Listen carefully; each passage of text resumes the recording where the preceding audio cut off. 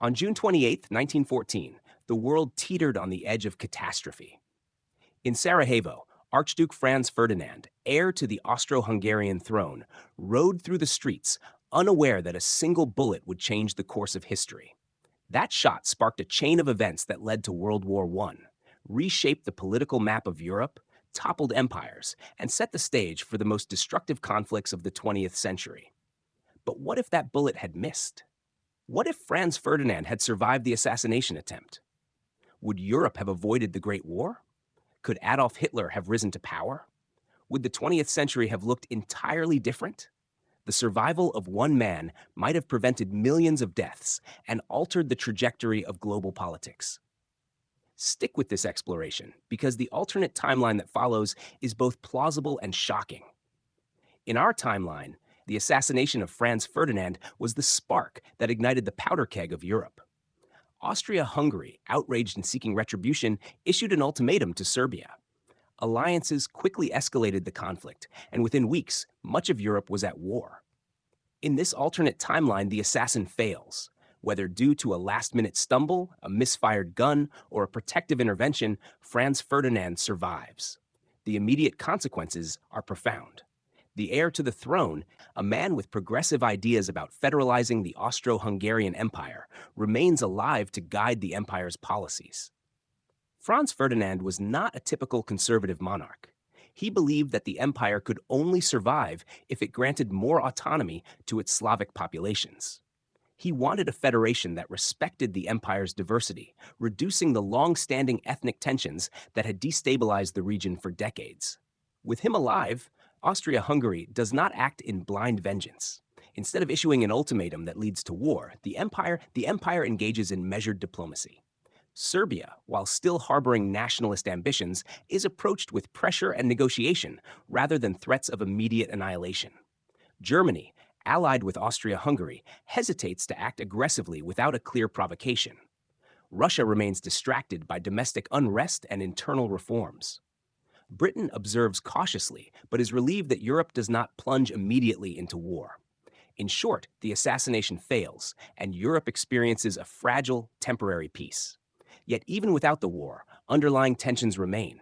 Nationalism, militarism, and alliance obligations still simmer beneath the surface. The question is not whether conflict will occur at all, but how it will manifest and when.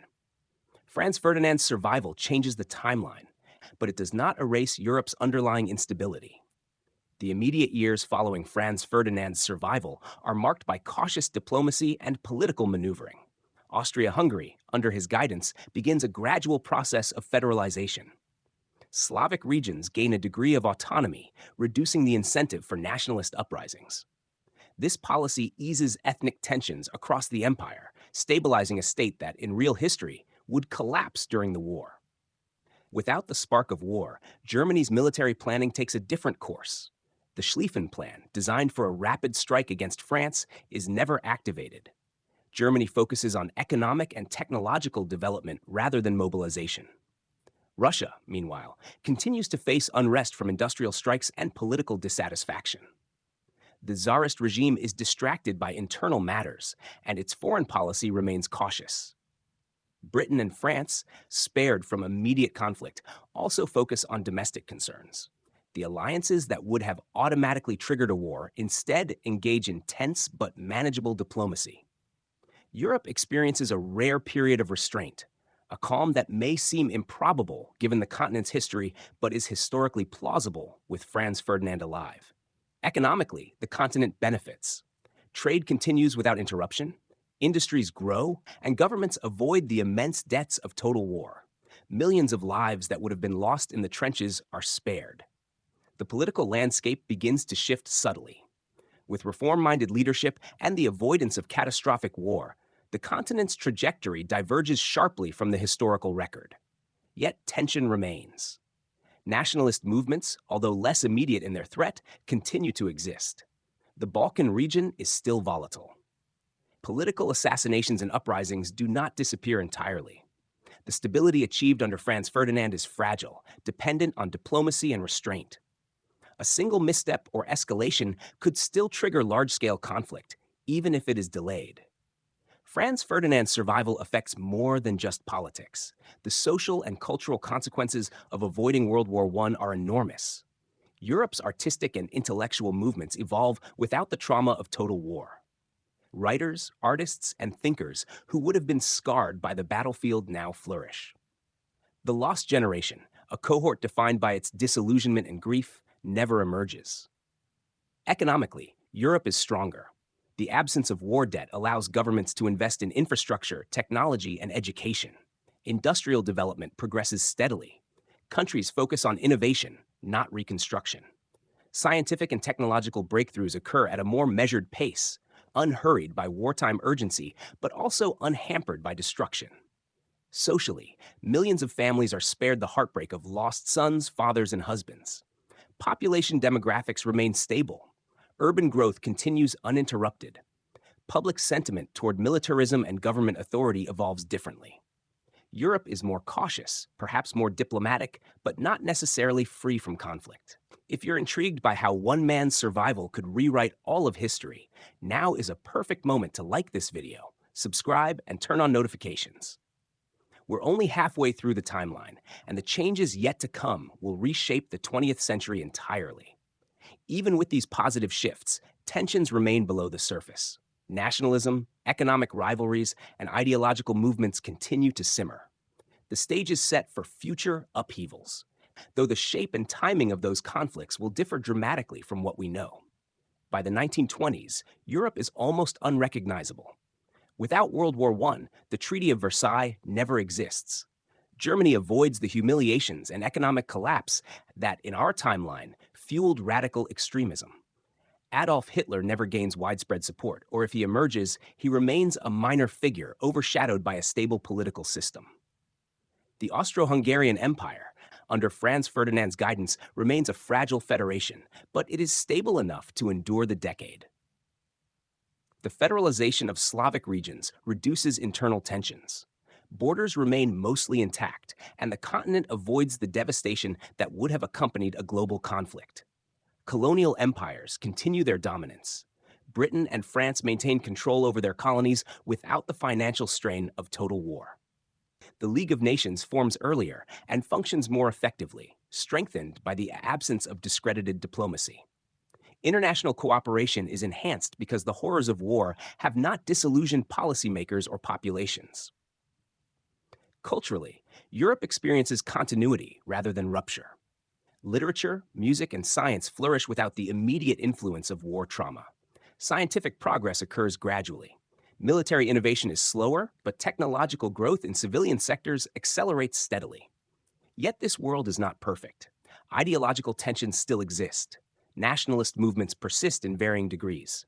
Political instability is possible, even if large-scale war is temporarily avoided. The trajectory of the 20th century has changed, but history's unpredictability remains. The survival of Franz Ferdinand has profound implications beyond Europe. Russia, spared immediate involvement in a world war, experiences a delayed or altered revolution. The Tsarist regime might survive longer, possibly transitioning to a constitutional monarchy instead of communism. The rise of Soviet ideology is slowed or reshaped. Globally, technological development takes a different pace. Aviation, mechanized warfare, and chemical weapons do not accelerate through conflict. Nuclear research may progress more slowly. Trade routes remain stable, economic development is consistent, and countries have more resources to invest in internal growth rather than reconstruction. Societal life is transformed. Millions of lives spared from war means different family structures, different generational experiences, and different population distributions. Urban growth proceeds uninterrupted. Cultural evolution takes a distinct path, with literature, art, and science reflecting continuity rather than trauma. Yet, the underlying question remains. Without the shocks of global war, would extremist ideologies have taken root at all? Or would new forms of political and social upheaval emerge from different pressures? The survival of one man has delayed catastrophe, but it does not eliminate it entirely. By the 1930s, Europe looks fundamentally different. Germany is stable, Austria-Hungary survives as a federal empire, and Britain and France remain unscathed by war. Radical political movements struggle to gain traction without the widespread social and economic dislocation caused by World War I. Colonial independence movements develop more gradually. European powers maintain greater control over their colonies because they are not weakened by war.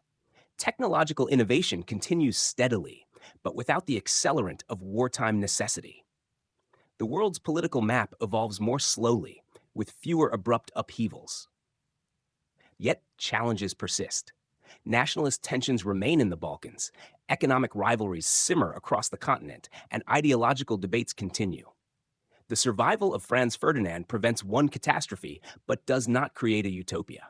Instead, it produces a different kind of world, one that is stable, cautious, and resilient in some ways, yet vulnerable to new, unforeseen pressures. This raises a compelling question. Without the Great War, would the 20th century have avoided mass conflict entirely, or would humanity have found new ways to test its limits? The survival of a single man delays disaster, but history is never predictable.